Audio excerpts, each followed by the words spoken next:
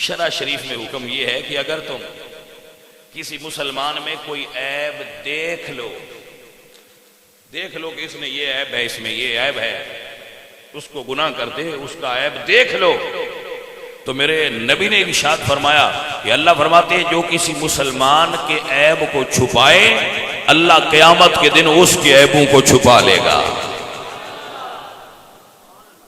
جس نے کسی مسلمان کے عیب پر پردہ ڈالا، میرے نبی فرماتے ہیں گویا کہ اس نے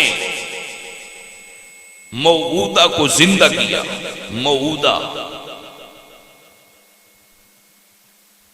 موعودہ اس لڑکی کو کہتے ہیں جس کو زندہ درگور کیا گیا تھا۔ وَإِذَا الْمَوْعُودَةُ سُئِلَتْ، ایسی لڑکی جسے زندہ درگور زمانہ جاہلیت میں کیا گیا ہو، گھر والے اسے دبا کر چلے جائیں اور پیچھے سے کوائے اور وہ ہٹا کر اس کو زندہ نکال لے۔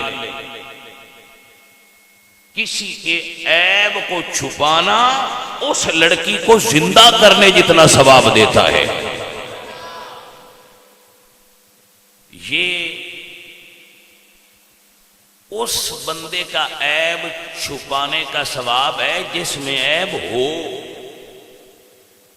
جس میں وہ عیب ہو، ہونے والے عیب کو چھپانے کا یہ ثواب ہے، اور جس کے اندر عیب ہے نہیں اور ہم بیان کرتے ہیں عیب ہے نہیں، بس بیان ہم کیے جا رہے ہیں۔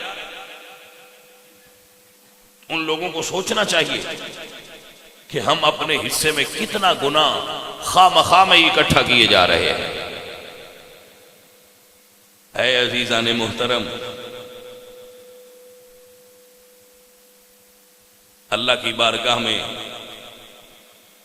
اپنے اعمال کا حساب کرتے ہوئے جاؤ۔ یہ سوشل ایول میں آتا ہے، یعنی معاشرتی برائیوں میں سے ہے۔